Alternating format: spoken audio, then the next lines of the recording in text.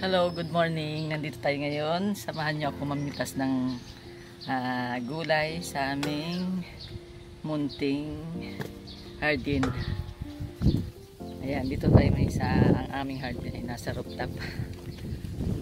Ako ay mamimitas ng panglaw sa aking menu ngayon. Aking lulutuin. Ayan, medyo umuulan siya. Namimitas ako ngayon. Andito ang aking asawa. Ano mo, nasa na yung ano?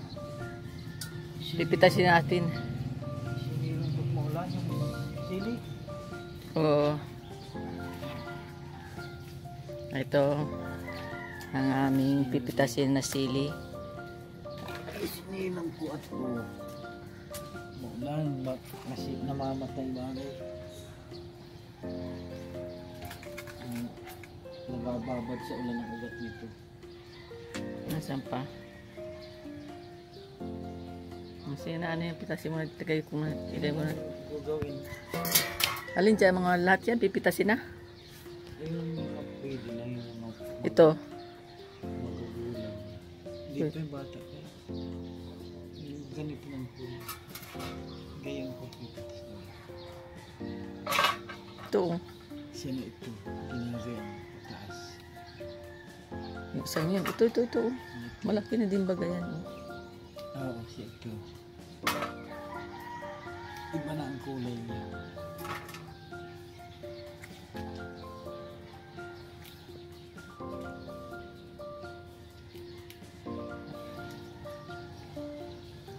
Mas malaki pa nga ito kaysa dyan. Yan. Maliit nga, hindi pa pwedeng. Yung isa pa na. Ayan, malaki.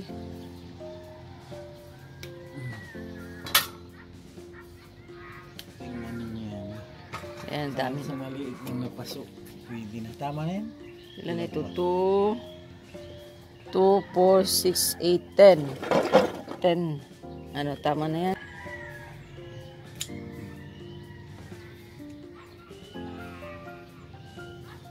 Ito. Malapad. Yan, tama na yan. Kaunti lang. Ayan. Tama na yan. Ito na ang aking napitas na gulay. Ayan. Meron na akong panlaw sa aking lulutuin ngayon.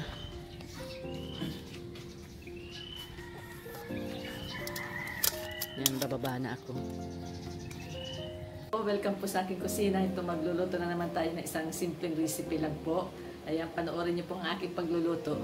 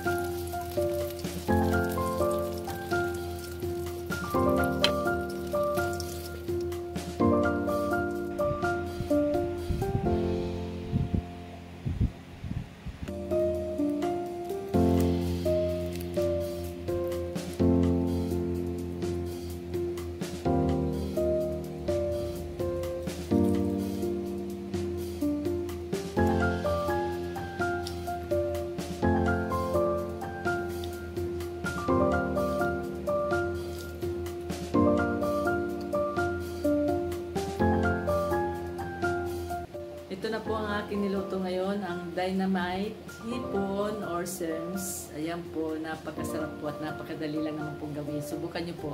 Ayan, maraming salamat po sa lahat ng mga nanonood na aking pagluluto. Please subscribe nyo lang po aking YouTube, like and comment lang po. Bye bye po, God bless.